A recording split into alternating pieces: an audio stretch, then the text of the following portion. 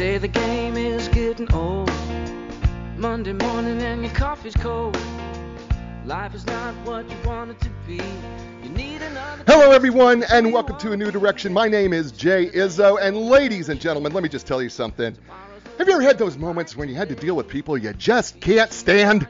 You know what I'm talking about? You know those people that you just go, yeah, you're getting on my nerves. Oh, man, I can't. If I have to deal with that person one more time, you know what? We have the answer for you today. The book is actually called Dealing with People You Can't Stand, and we have one of the authors, Dr. Rick Brinkman, is going to join us today. The book is fun, it's hilarious, but it is so darn good. This book is for literally every human being on the planet. If you are not human and you are listening to the show, you're excluded. But if you are human, this book is just for you. It is absolutely a joy. I have read every word. I've read some words as many as 8 or 9 times. It is just a brilliant book. My gosh, dealing with people you can't stand, how to bring out the best in people at their worst. Coaches, you need to get a hold of this book. I am a coach. Listen, this book is invaluable. This is going to be a resource. This is a toolbox. It is just going to be the absolute perfect book for you. It's available on Amazon. It's also available on Audible. I know so many of you people say, gosh, the books that you do, are any of them available on Audible? Well, this one is. This one is absolutely available on Audible, and it is brilliant, and it's fantastic. You're going to love Dr. Rick. He's got a great sense of humor. And, him and I have already become, I feel like we've already become really great friends, and I got a feeling that we're going to have a future together because there's more books that he's done that are right along these lines, and I can't wait to do more. I hope we get to do more on this book later in another show. But let's do what we do every week, and you know what that is, ladies and gentlemen, right? And that is I walk you through the 4 areas of your life. Look, folks, I believe that we are 4-part people. We are physical people, mental people, emotional people, and spiritual people, all right? And I believe I can defend that pretty darn easily. But you know what I also know? I also know that we are currently living in a time where our physical, mental, emotional, and spiritual parts of us are being challenged at a very unique level.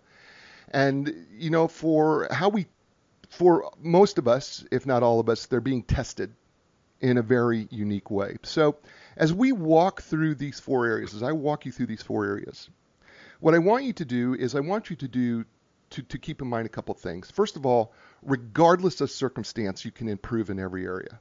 It doesn't matter. You can improve yourself physically, you can improve yourself mentally, you can improve yourself emotionally, you can improve yourself spiritually.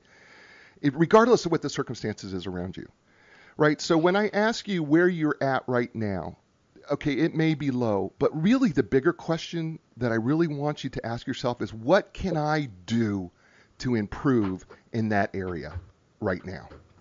And you may have to be creative. You may have to, and I hate using this expression, but I'm going to use it. You may have to think outside of the box how to do that, right?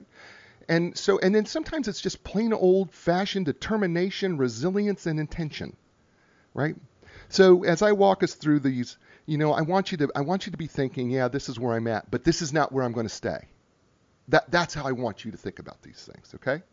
So the first area of the life we're going to talk about, scale of 1 to 10. 1 is miserable, 10 is outstanding, right? Where are you at right now physically? And what I mean is, are you getting some workouts in, even if that's the home workout? I mean, there's lots of things we could do, right? Stretch, walk, jog, bike. There's a lot of things that we can be doing. I created my own gym with my Jeep, right? I've got battle ropes and got cables and all sorts of things to create. There's just a number of ways that you can be creative, right? Getting exercise. And then, but the other part is, you know what?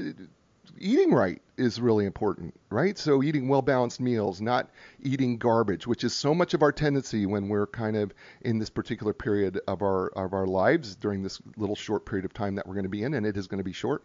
But you can eat better. You can drink water. You can get the right amount of sleep.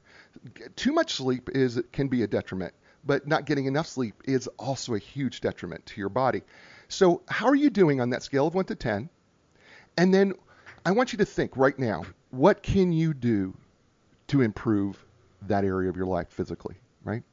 So there's your first number. So hold on to your first number. The second number I'm going to talk about is the mental number. And what I'm asking you here mentally is I'm asking you to ask yourself on a scale of 1 to 10, 1 miserable, 10 outstanding, how well are you doing consuming things and learning things that are improving you, your knowledge, your wisdom, your ability to understand, your ability to walk through this life on a mental level, utilizing both halves of your brain, the creative side, which is the right side of your brain, the logical side, which is the left side of your brain. What are you doing? How are you doing to actually improve both halves of your brain and help yourself mentally, right? But again, as whatever that number is, and that's okay, what are you going to do to improve it? What are you going to do to change? What can you do? You can read books. You could take up an instrument. You can start learning an instrument. You may have some extra time in your hands. Why not pick up an instrument? Why not learn a foreign language? So many things that you could be doing to improve. So you've got two numbers. You've got a physical number and a mental number, right? Two. The third number is the emotional number. And you know, controlling our emotions right now is probably one of the biggest things that you can do. A lot of times we refer to these things like emotional quotients or emotional intelligence. But the fact of the matter is that so much of our emotions are intentional. Right? We have to understand that we have choices when it comes to our emotions, that we can choose how we feel. We don't have to be locked into, you know, I can only feel this way because this is the only way I can feel, or I'm locked into feeling this way. No, you have a choice. And then, but the second part of all this, and when it comes to emotions, whatever this number is, scale of 1 to 10, 1 being miserable, 2 being outstanding, is how well are you able to tap in and understand the emotions of others? Maybe the better question is how willing are you to do that, right? How willing are you to really, truly understand and look at people in a different way and really understand that from an empathy standpoint, what they're feeling, right? How well are you doing that? Scale of 1 to 10, right? All right, so you got three numbers, physical, mental, emotional, and then finally the spiritual number. And spiritually, what I'm talking about here is spiritually, I'm asking you, if you removed the physical, mental, and emotional, whatever you have left, which sometimes we refer to as the soul, many times you'll hear about talking about the will. Some people refer to it as our heart, right? Not the physical heart, but the heart of who we are. You got to ask yourself this question: what is it that's giving you peace right now, deep down inside yourself, right? For many people, it's God. For some people, they will say it's nature or meditation or something else to that nature. But the real question is, on a scale of 1 to 10, how's it working for you? 1 miserable, 10 outstanding. How's it working? And then what can you do to improve that? What can you do to change that? You know, if it is God, the question I always ask people, if God is where you get your peace and your sense of joy, how's that relationship working out for you? Is it working? What do you need to do to change that? If it's nature, you know, what is that? How's that working for you, right? And what do you need to do to change that? So you got four numbers, right? You have a physical number, a mental number, emotional number, spiritual number. Think of those as like the four legs of a chair, right? If the chair is uneven, right, it's really bad on your posture, and it's very difficult for you to sit and to eat or to do anything on an uneven chair, and we don't like to sit in it very long. That's probably a sign that says you need to change something in one of these four areas, if not all four of the areas. By the same token, if the chair is too low, if those legs are so low, it makes it difficult to sit in, and it makes it a problem for us to be able to also have that ability to be the best that we can be. So those are your four areas. And so I got to tell you something. I know the man that I'm about to introduce to you believes in these four areas. And his book reveals that. And I could just tell you, his name is Dr. Rick Brinkman, and he's been in public practice since 1980. He's toured nationally and abroad, performing keynotes and trainings in 17 countries. He's the co-author and author of 6 McGraw-Hill books, including the international bestseller that we're actually going to talk about today, called Dealing with People You Can't Stand, How to Bring Out the Best in the People at Their Worst. It's sold over 2 million copies, has been translated into 25 languages. He's also the co-author of Dealing with Relatives, Life by Design, Bringing Out the Best in Yourself, Love Thy Customer. His latest book is Dealing with Meetings You Can't Stand, Meet Less and Do More, which I can already tell people's ears have perked up. His clients have included the NASA Astronauts Corps, the Lucasfilms, the Department of Defense, Sony Pictures, the Federal Reserve, Adobe, Wells Fargo, Lockheed Martin, Boeing, and many others. He's been a featured guest on CNN and is a frequent communication expert for publications such as the Wall Street Journal, New York Times, Oprah Magazine, and USA Today. Ladies and gentlemen, please welcome to the show, and please welcome to A New Direction, Dr. Rick Brinkman. Welcome. Yeah, thank you, Jay. That's great introduction. Thank you. Pleasure to be here. Thank you. Well, you know what? I definitely go along with the 4 legs of the chair. I remember I used to use that with patients. Oh, really? It's really interesting that you say that because I tell people all the time that, this is something I learned way back. I don't remember where it was. I learned it from. Actually, I kind of do. I think it was in a small group somewhere that I was in. And I was so intrigued by it, that whole idea of checking in with yourself, because I'm such a person who wants to improve. And I think it's just a simple little tool that we can all use on a daily basis. Where am I at today in these 4 areas, and what can I do to change it? And so I've always used it. So I really, it's just been something that I've always enjoyed doing. So let's talk about this book. Okay. Dealing with People You Can't Stand. And I want to just jump right out of the gate here to the introduction, because there's something that you say in the introduction that I just found so revealing about the book, and I think is important for people to understand. And I'm just going to read it. You say, this book will help you identify and assemble elements of effective communication. Communication with problem people is similar to making a phone call, and this is where I found it to be so brilliant. You must dial all the numbers in the correct order if you want to get through. But we also have to keep in mind there will always be a few people, no matter what you do, that will not answer the phone and take your call. Let's talk about the communication and that analogy for a second of just that we have to communicate in a particular order when it comes to dealing with difficult people. Yeah, I remember being with a couple in my office, and it was the end of the visit. Everybody's feeling great. She suddenly turned to him and said, "Honey, let's go to the rose gardens." He looked at her and said, "Nah." And she went, "Okay." And I said, "Wait a second. What's your intent right now? Why do you want to go to the rose garden?" She goes, "Well, we're feeling close when we haven't a long time. We have an hour before we have to pick up the kids.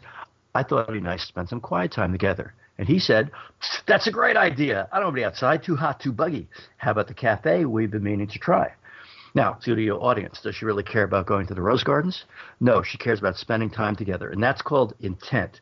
It's overall purpose. And intent is like the area code of a phone number. It really goes up front. I also saw a lot with couples where, let's say somebody's upset about something. They want to clear the air, good intent. They go up to their partner, even with a very neutral tone. "I was upset the other day when you said that, because," and then their partner hears a sound in their mind like this. "We are under attack. This is not a drill." Oops. Misunderstanding. If you start with intent, the area code, you say, "I love you, I care about you, I hate to have something blocking our communication, I'd like to clear the air." Now they know where you're coming from. Home is not where you go when you're tired of being nice to people. So here's that's a joke. Yeah. I'm making sure. Okay. I got it. That's awesome. I think other people are laughing all over the place here on Facebook Live and also Castbox FM Live, and also all those people who will be listening on the podcast. I promise you they're laughing. And then the people who are listening also at the Oak 93.5 FM. In Raleigh, we know that you're listening and laughing right along with Dr. Brinkman as well. So I don't want to just jump right into getting to know the people, because that we're going to talk about some of these people, but I want to kind of jump a little bit ahead where that we've actually got 4 choices when it comes to dealing with the people. Yes. And the first couple are kind of easy, right? You can stay and do nothing. It's one choice. You can vote with your feet. And suffer. Suffering right. falls in that category. Yeah, I mean, yeah, and mm-hmm. you may be a martyr and enjoying doing that. And then you can vote with your feet. Yep. You can vote with your feet, right? We can walk away. But then the next 2, this is where I think the rubber really meets the road. Number 3 is you can change your attitude about difficult people. But number 4, which requires number 3, is you can change your behavior. Let's talk about 3 and 4, changing your attitude, changing your behavior when it comes to dealing with difficult people. Yeah, well, you change your attitude so you're not reacting to people, but instead really paying attention at a closer level. And the book certainly goes into what you need to pay attention to, where people are really coming from, what do they really need from you right now, and then you adjust your behavior, because if what you're doing isn't working, you have a guarantee it's not working. Anything else you do increases the likelihood of your success, and that's called be flexible. If you have no idea what to do, anything you have not done is more likely to succeed than what you've observed consistently fails. And I know personally, if I'm stuck in a situation, I usually ask myself, what's the last thing I'd really want to do right now? And whatever occurs to me, I may not like it, but I force myself to do it, and I can't believe how often that unlocks the situation and moves us forward. And of course it is, because it's the last thing you want to do. It's a thing you haven't done, and that's why it's stuck with that person or maybe that type of behavior. I, I think one of the things that, caught me about this is that so often we are so focused on trying to change the people that we miss that really the change starts with ourselves. Yes, you influence the people around you. So you adjust something in yourself, you'll get something different there. I mean, you want to take the attitude of what I call a conscious communicator. And a conscious communicator is paying attention to the cause-effect relationship between what you do and what you get. You can think of people like musical instruments. We play them with our behavior. If we don't like the tune we're getting, if we change something in ourselves, we'll get something different over there.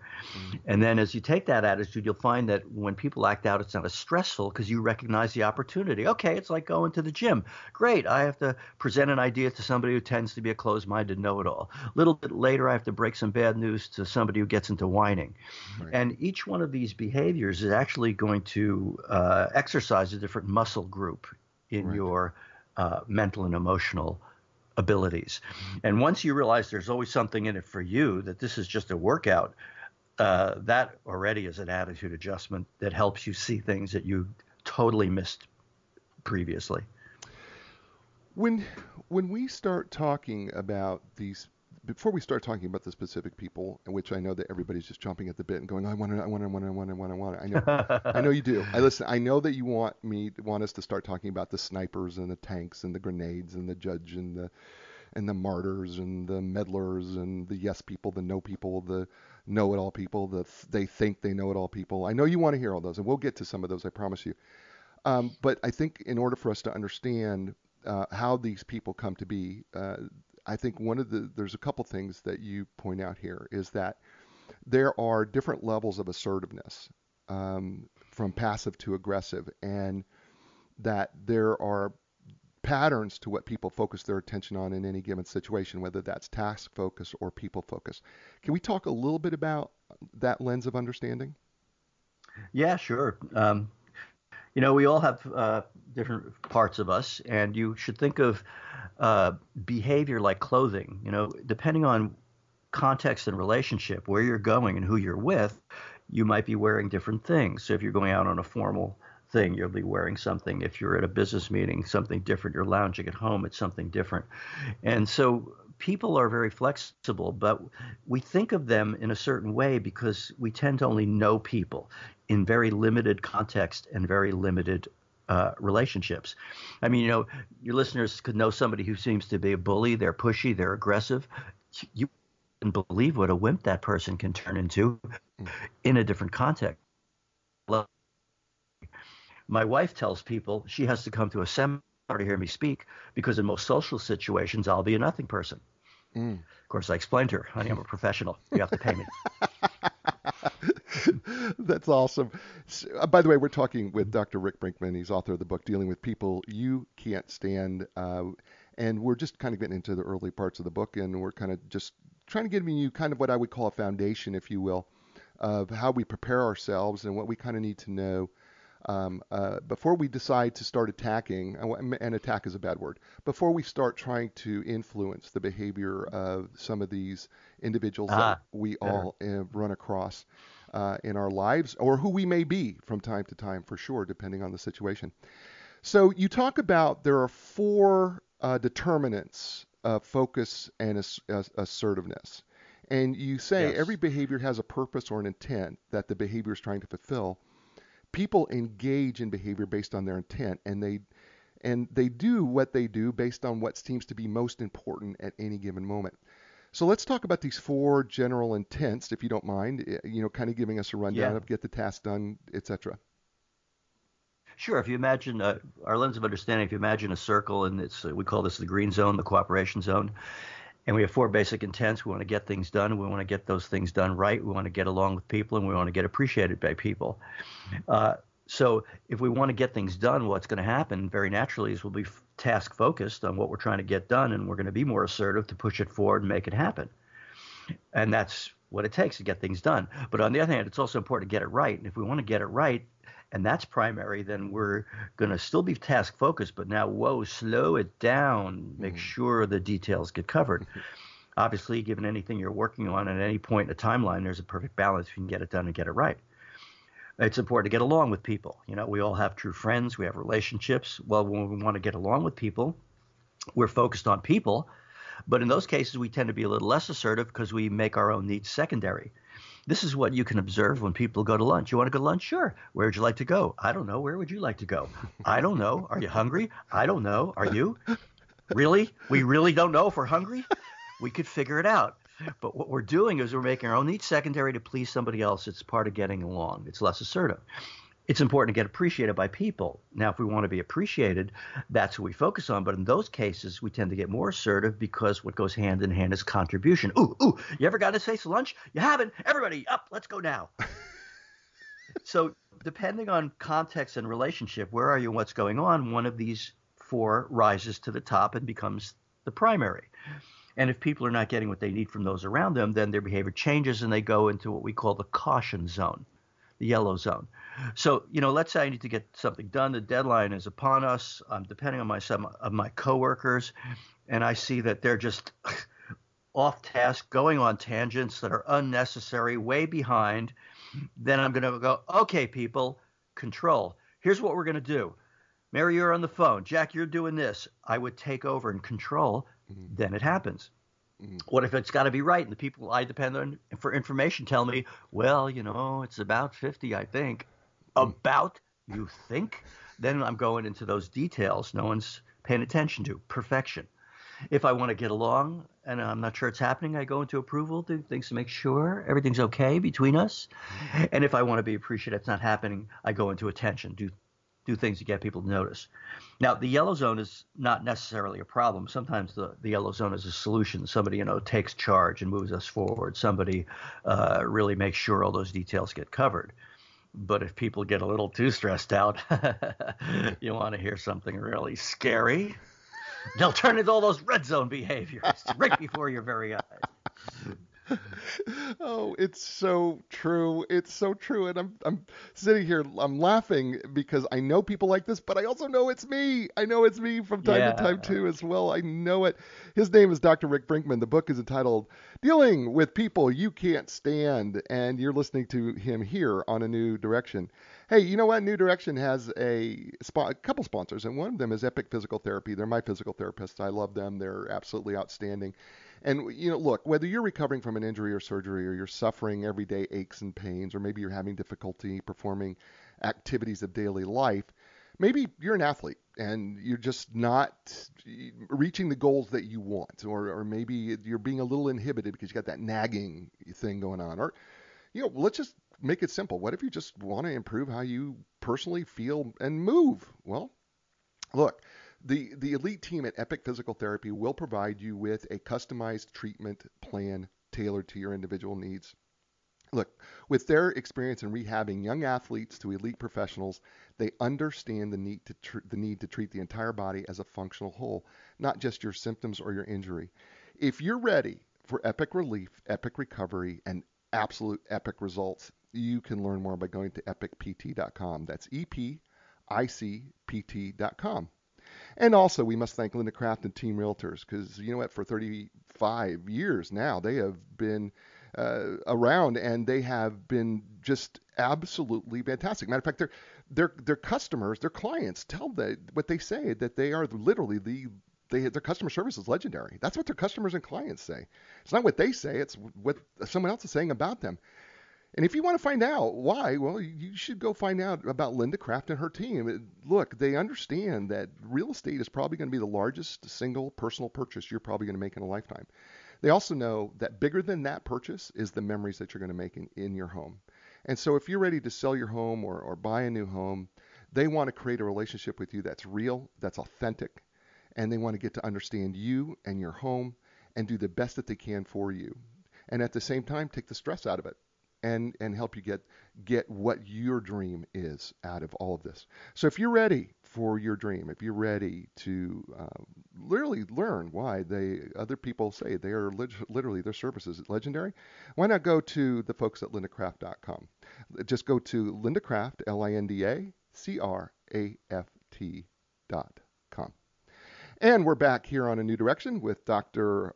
Rick Brinkman and the book Dealing with People You Can't Stand.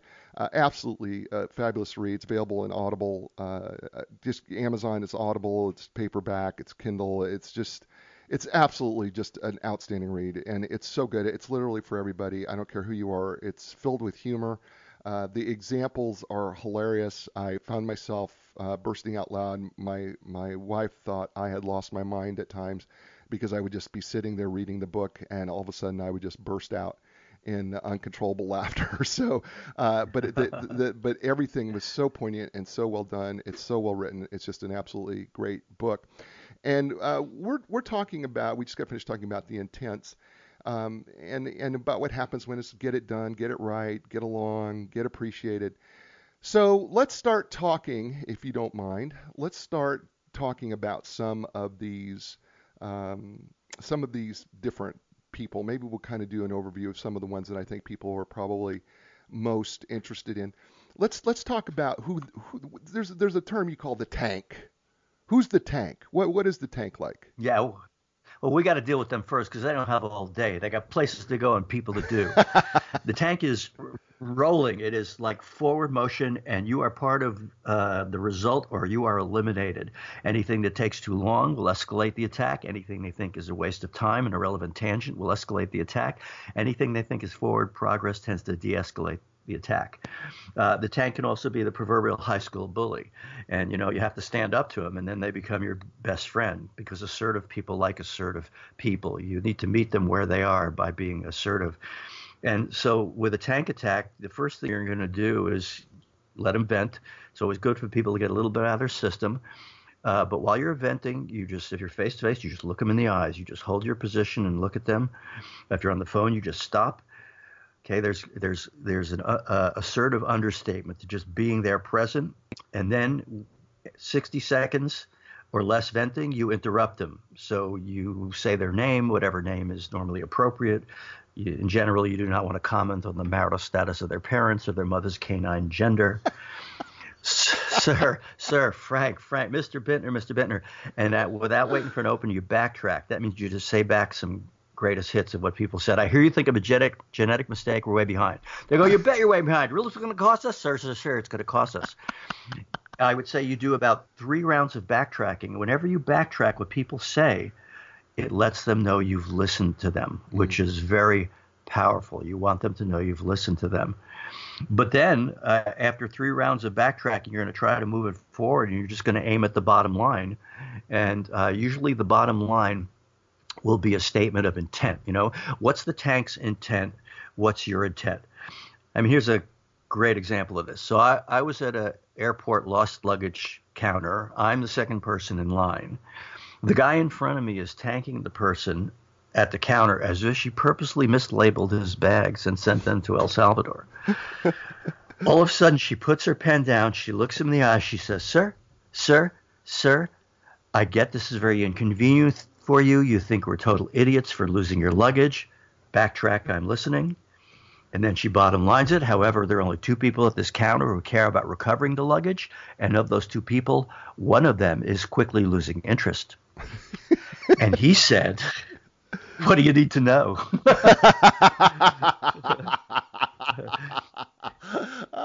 Now, brilliant. That's the beauty of dealing with people in tank mode.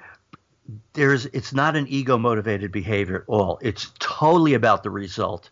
That's why they're so ruthless, because it's all results oriented. And this is also why afterwards, very quickly, they go, wow, I didn't know you had it in you. And the great thing is, if you know a tank in an ongoing relationship, that if you stand up to them once, they tend to respect you and they tend not to tank you anymore. Yeah, this is the beautiful thing about this, and the reason why I wanted to jump just to the tank real quick, because there's some terms and there's some essential skills I knew you were going to go through and you were going to use some of the words, and I felt it would be a good way just to give people a little teaser. We'll go back, but I thought it would also help us to talk about some of the essential skills we need to have. I feel like the couple of things that you have talked about, and we're gonna get to all of them, I think, but blending and redirecting, because these are two really, you make a point of saying that these are two essential skills, and when we're dealing with trying to get from conflict to cooperation with any of these behaviors. So can we talk about blending and redirecting, what that is? Absolutely. Blending is meeting people where they are. And it happens in a multitude of ways. You go someplace, sometime with someone, and you're in a conversation, and you discover, what? We grew up in the same place. In that moment, difference your mood, you feel closer. That's blending. You're with a little child. You come down, kneel down, meet them at eye level. You're reducing physical difference, blending. You're with a friend, and you dress in similar style or colors, wear the same sports team paraphernalia, blending. With a friend in a restaurant, you look at the menu, then you say, what are you going to have? What does what they're going to have to do what you're hungry and thirsty for? It's not about hunger or thirst. It's about rapport. All of that is blending. Backtracking, saying back what somebody says, letting them know you've listened to them. That's very powerful blending. Then if you ask questions to find out more, it shows you actually care to understand. Having a person feel understood is one of the most powerful skills you can do as blending. And the one thing to note also is that blending is not a one-time thing. It builds up like a bank account between people. So, anybody you say you trust is blended with you. Now, it could be in general, it could be in some specific subjects. Maybe there's somebody whose computer advice, they tell you to do it, you just do it. You don't even ask questions because you trust them on that, but you may not be taking their relationship advice as quickly. So you just brought up the other two pieces of it, because you just said, okay, so because people want to be heard and understood, and it's true, right? It's kind of a cliche. We say that all the time, I think, but you say masterful communicators make it their goal to listen and understand first before attempting to be heard and understood. And so often, what is the saying, right? Seek to understand before you need to be understood, right?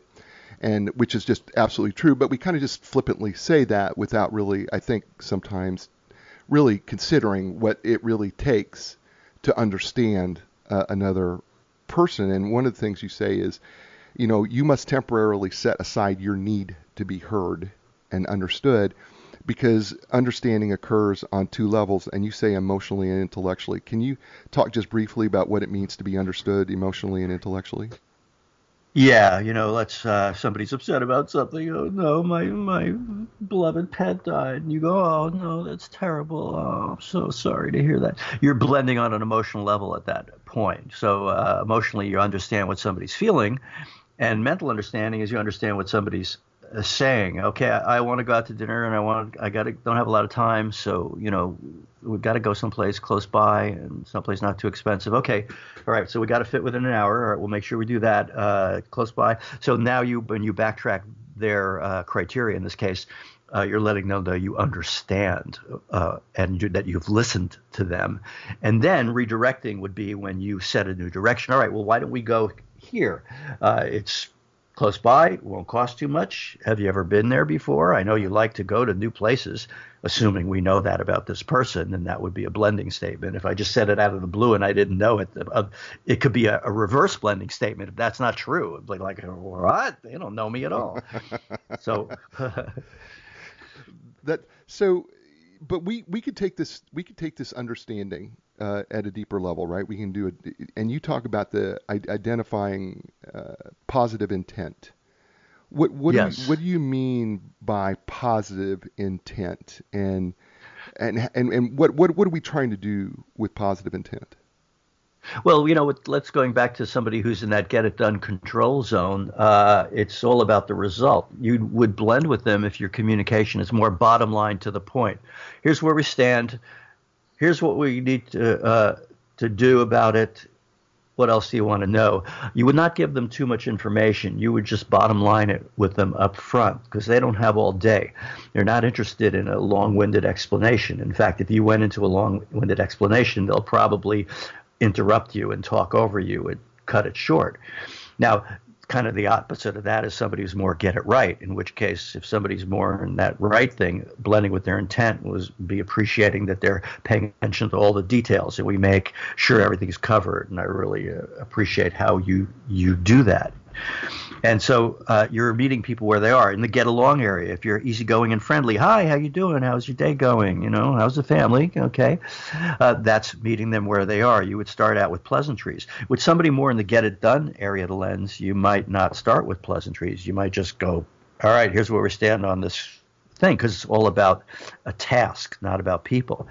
And then if we go to that appreciation attention area of the lens, if we say to somebody, boy, you sure bring a lot of value to this team, that will totally blend with them. This is where I think this is so powerful, and that we kind of miss the boat, in my opinion, is when we, and you make a point in the book that if we listen really carefully, we will know if these are get it done people, if these are get it right people, if yes. these are get along people, if these are get appreciation people. If we are just paying attention, we can pick up on those cues pretty easily if we're really listening to what they're saying, and we should be doing that on a regular basis, and we should be practicing doing that. Even if you're outside the conversation, you should be trying to identify, well, is this person in the get it done mode or the get it right mode, or just trying to get along with people, or are they get appreciation people? But the point being is that once we identify that, this is critical, regardless of, because every one of these difficult people that we're going to talk about fall into one of these categories or a blend of these categories. And that then sets the tone of, first of all, how can we blend? And then, where do we back away?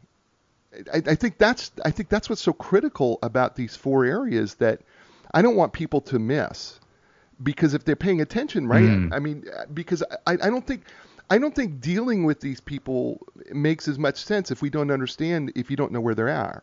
Am I missing that, or did I get that wrong? Oh, no, you need to know where they're at. That's one of the first things you want to pay attention to, and meet them where they are. Now, it doesn't mean that somebody's always get it done. You could have a boss who's all get it done, and then one time you go out to lunch, and suddenly they're laughing and jovial, and I got to tell you this joke, and it's because there's no task on the table at that moment. It's not about task. All of a sudden, they've moved more into a get-along mode. People have all of it. We have all of them within us. But we have certain ones we're more likely to go depending on context, where are we, what's going on, and relationship, who we're with. And that's why it will there'll be an illusion that you think some people seem to be someplace most of the time, but that's because you only know them in a limited context and a limited relationship. You always have to assume people are capable of so much more.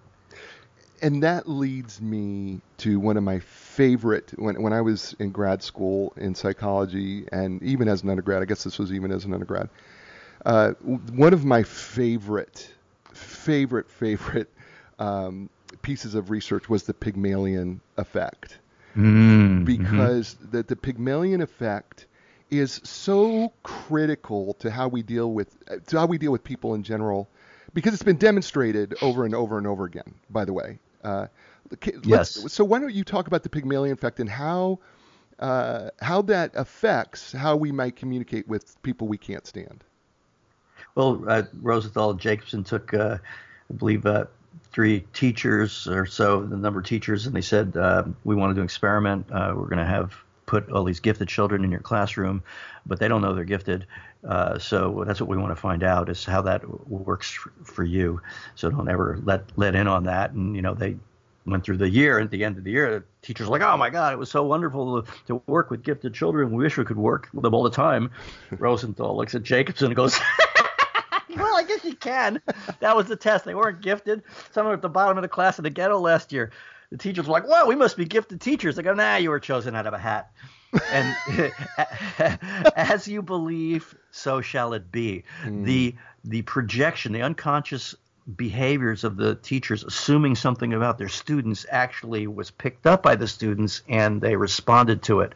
And so we call that projecting positive intent, that you want to assume that no matter how people are acting, buried behind that, even if the behavior on the surface is a little twisted, there's positive intent. It's meant to do something. Like somebody who's a meddler.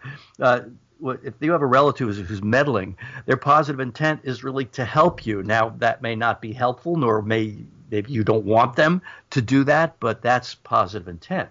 Right. And I would say anytime you're worried about somebody taking things the wrong way, that's a mental signal it's time for positive intent.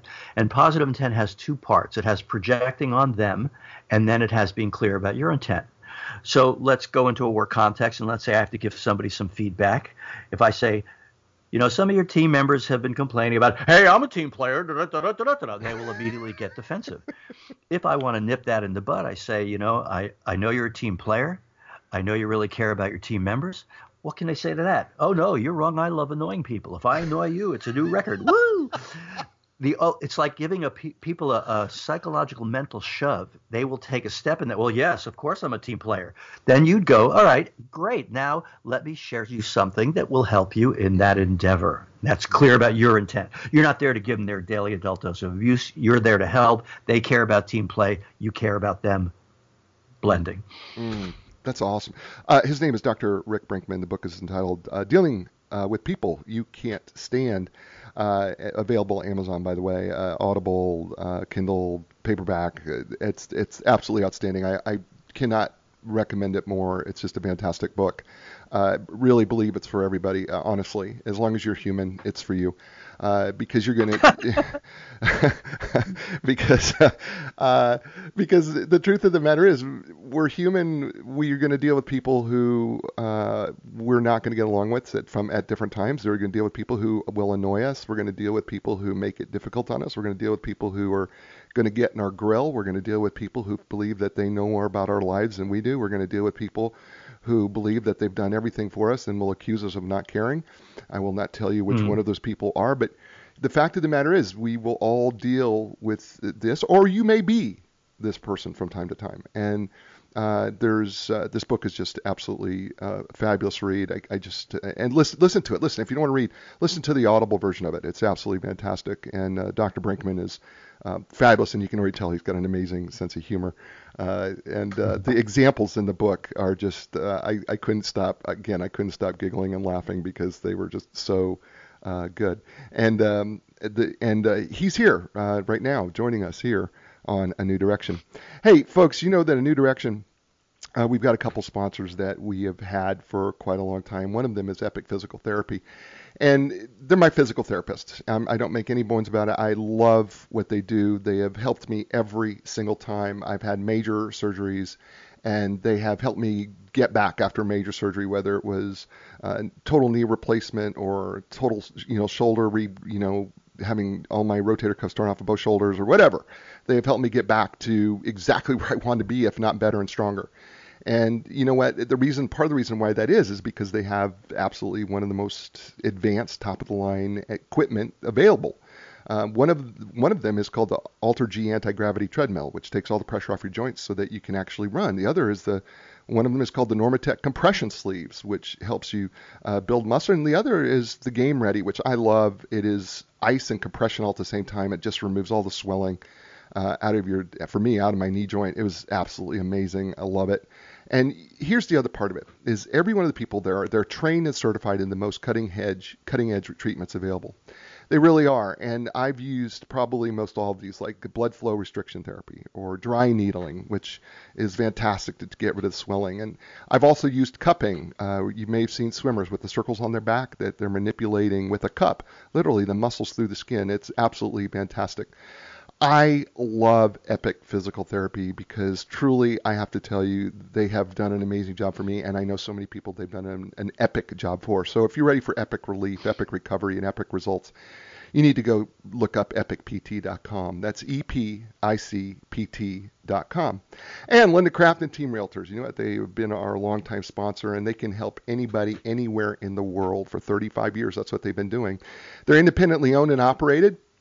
And the reason why they can literally help you find the best professional wherever you live is because they're not affiliated with any national company.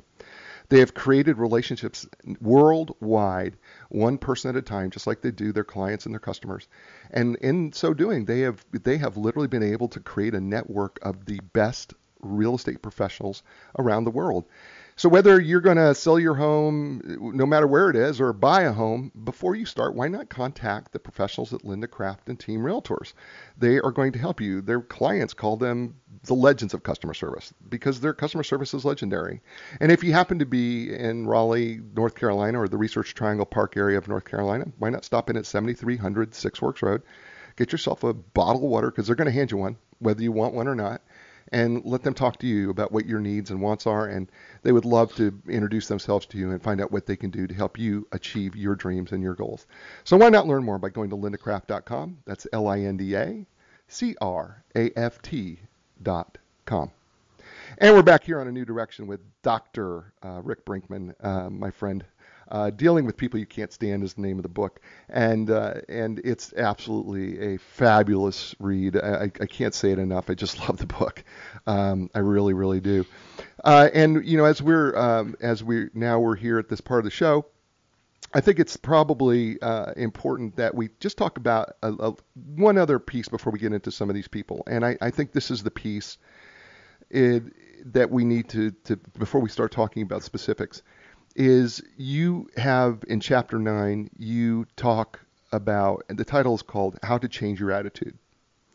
And I think this one is critical because, you know, we talked about briefly that, you know, changing our attitude, but how we do that is fundamentally important to dealing with others because it's an act of the will, certainly, because you know, you start out right away by saying, you know, changing your reactions. You start by deciding what you want. So take us through, if you don't mind, of how we go about changing our attitudes before we deal with these people. Yeah, well, you know, our reactions to people are a bunch of associations we've accumulated over time. You know, an association is a trigger, like you hear a song play and it takes you back years to that time of your life, just like magic, or you smell something and then you're transported through time. Now, you didn't purposely do that. Oh, yes, I will think of this time of my life every time I hear this song. No, your mind just did it for you. And that's because associations get created by two things. One is repetition, like the song plays over and over again, or intensity. If you get sick of a certain food, it's a while before you want to eat that food. Well, our mind is programmed to replay the past and replay the present, you know, so and that's part of survival. Touch a hot stove. I will never forget.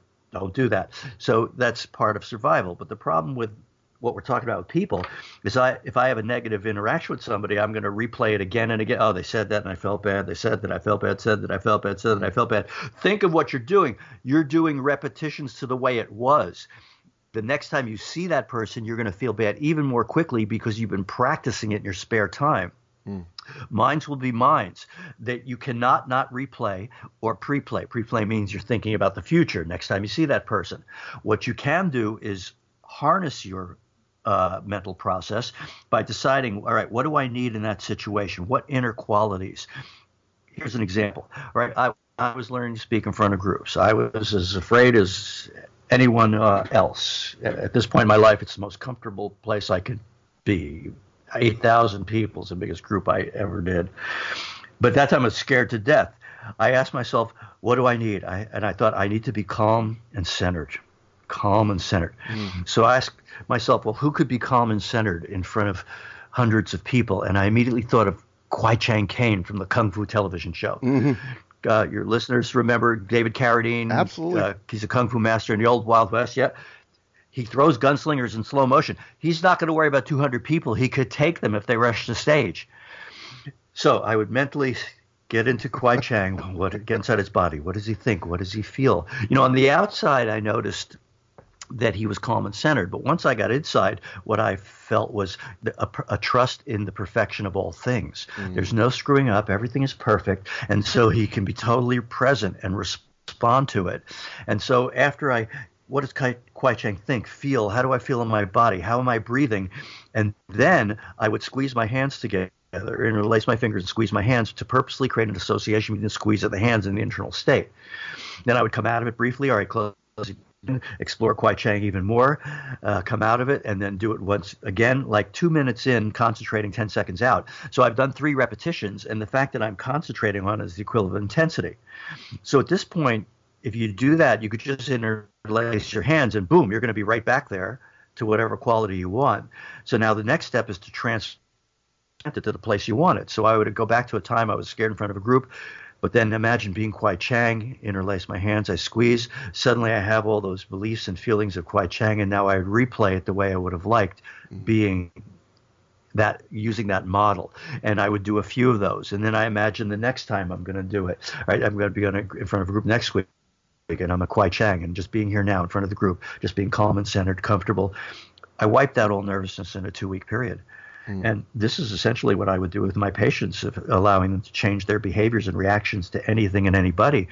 And the beauty of it is you have all this mental time. You are going to replay the past. You are going to replay the present. You cannot turn that off.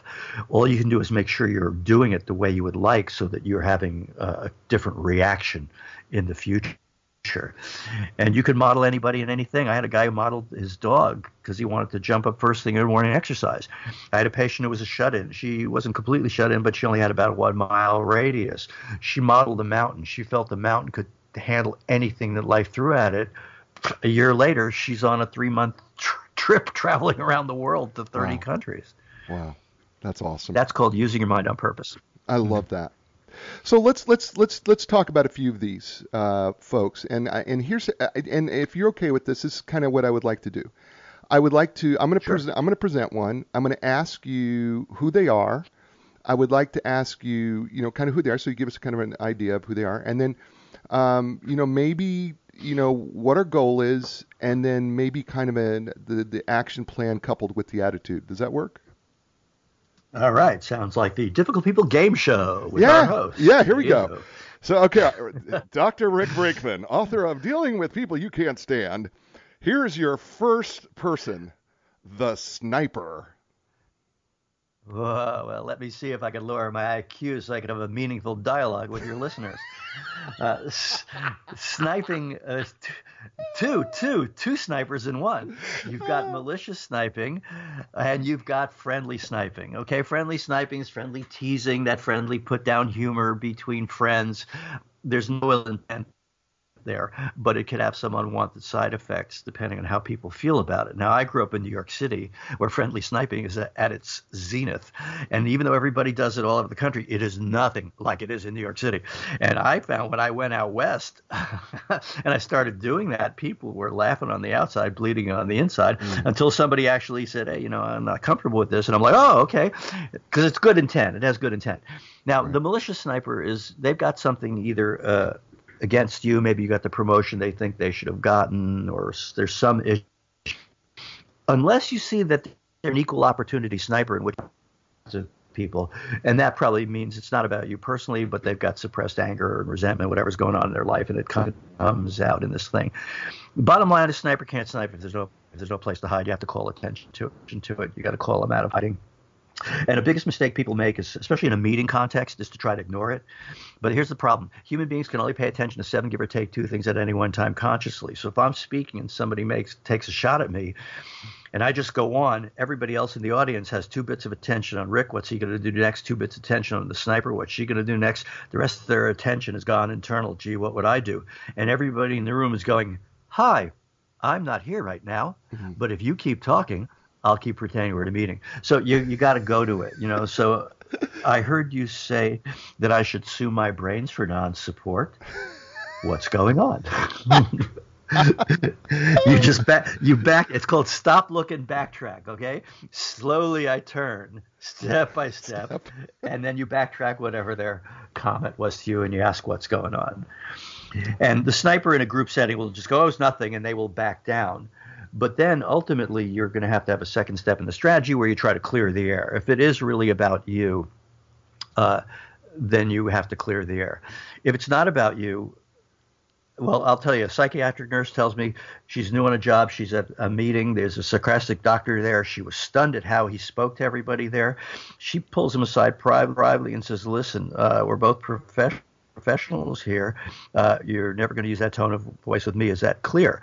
But he wouldn't do it with her at the meeting, but he would do it with everyone else. So finally, at one of these meetings, the psychiatric nurse has had enough.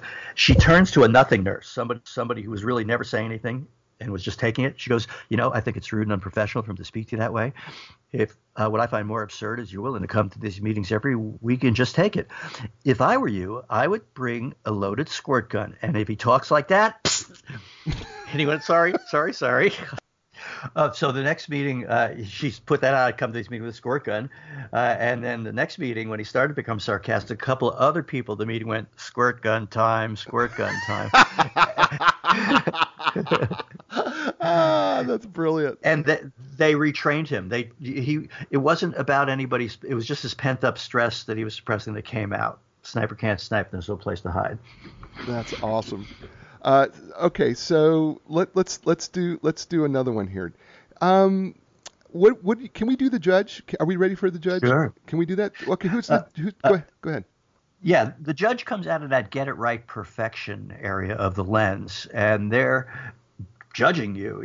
They're looking at details. The judge first originated in our Dealing with Relatives book. We found that there were 3 behaviors there. Well, there were 8 we found in the relatives book that were very common in that relationship. And, part of that was the judge, the meddler, and the martyr, which didn't really have an equivalent. The other 5 behaviors in relatives had their equivalent, like somebody who's the general. They're in charge of the family. All right, you're doing this, you do the dishes, then we're going to the movies, we're leaving at 2 o'clock. So that's kind of get it done control, but it's not quite a tank who's attacking anybody. Right. But those 3, meddler, martyr, and judge, were unique. So we included them in the 3rd version of People You Can't Stand Too. So the judges get it done, get it right, a lot of details.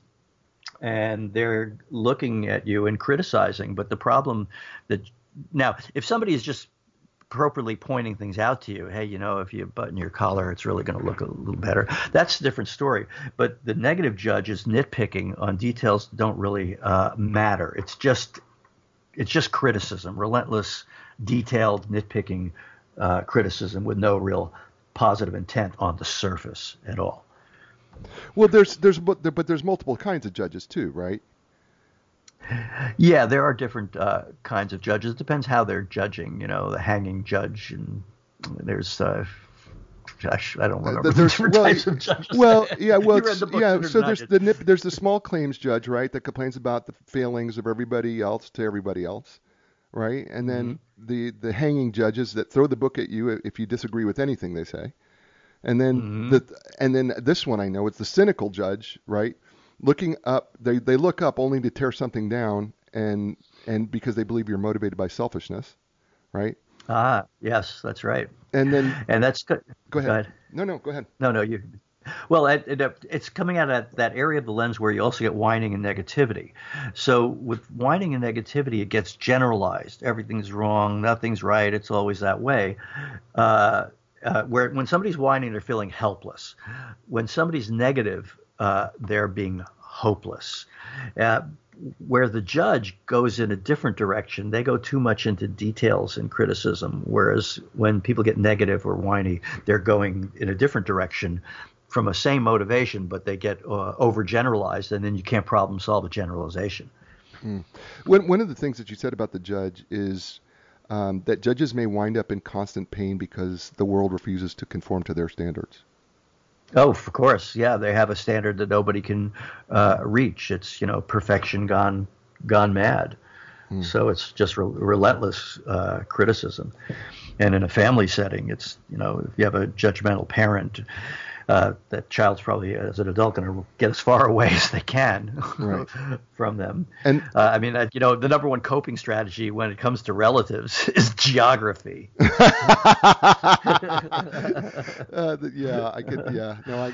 I'm guilty of that one. So one of the other things you say about about those who are being judged by the judge is that they may become cynical and apathetic. And of course, they take on that behavior. Unfortunately, there are things our parents said or did we vow to never say or do, and then we end up saying doing them, because the child's world of pretend is not just fooling around having a good time. They're modeling behavior, trying it on like clothing, and unconsciously buying it. So how do we deal with the judge?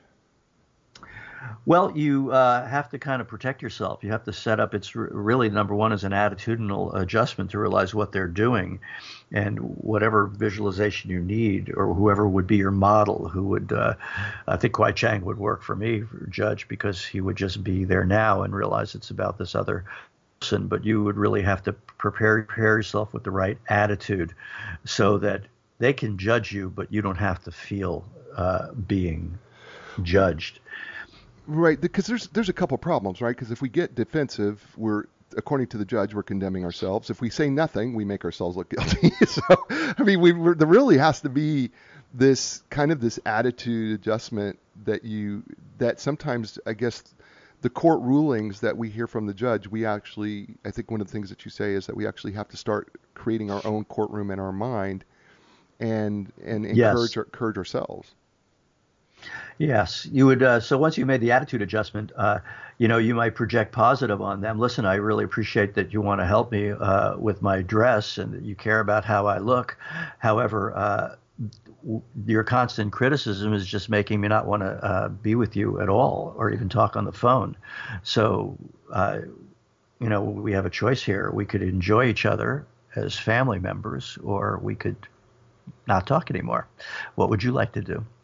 So a lot of times you want to lay out some paths. This is really good with somebody who's family member who's being tanky general. All right, you lay out the choice because it lets them be in control. There's a story from the book. He's a grown up son, in his late 20s. His father is a Marine major, even though he's not in the Marines anymore. Everybody calls him Major. He wants everybody to call him Major. Bobbi is in Hawaii. He's a surfer dude. He comes back to North Carolina, to a small town, and he's got long hair and puka shells, and it's a small plane in a small airport, and it's when you get off the plane, down the stairs like the old days, and people meet you on the tarmac. Immediately, the Major starts commenting on Bobbi's dress as he turns around, and he, being the Major, and wife walk towards the terminal. Suddenly the Major notices that Bobbi's not with them. He's standing back there at the airplane. Major comes back. Bobbi says, listen, I came here to enjoy you guys as a family. However, if there's one more comment about my dress or my hair, I'm going to wait right here until next plane and go back to Hawaii. Now, we could either enjoy each other or I'll go back. Which would you like to do? The Major said, there'll be no more comments. And now that's perfect, because see, here's the choices, and it gave the not the judge in this case, but it would work with the judge, but the tank in this case, the general, control. You decide what happens next. So you just have to draw a line and not be willing to be judged. Do you realize we've been on for an hour? Yeah, and it seems like we're just getting started. I know it does. So you know what that means, right? We're gonna have to bring you back. Yeah, sounds good. Part 2. Would you mind Revenge of the Difficult People. Would you mind doing Revenge of the Difficult People? No, let's do it. I'd love to. Awesome. So listen, the show's called A New Direction, and I ask my friends, you're certainly our friend, if you could provide a new direction for the listeners regarding dealing with people you can't stand, what would Dr. Rick Brinkman say to help people find a new direction in this area? I would say that the world is your laboratory, and if you really pay attention and think of it that way, you're going to see what works with people, and you're going to see what doesn't work.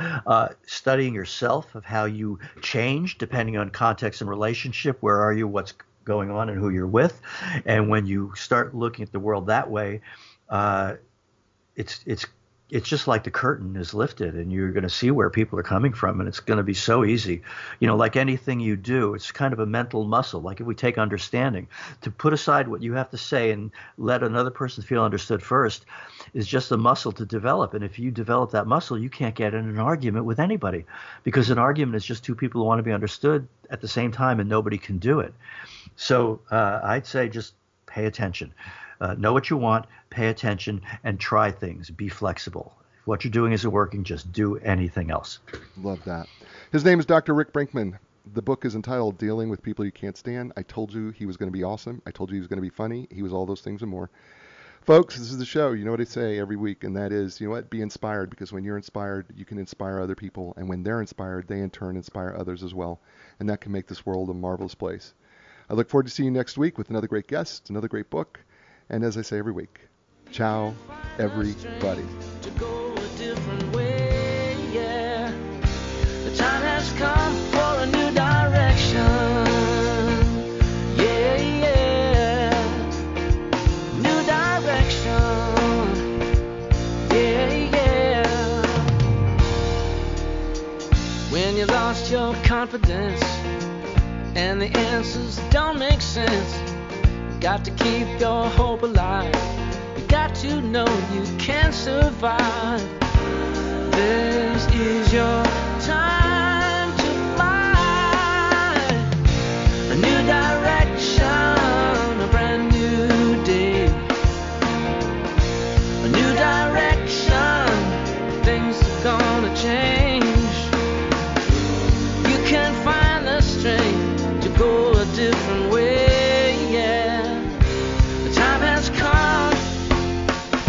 Your dreams will take you places you have never been before. Find your passion, find your strength. Don't worry anymore. A new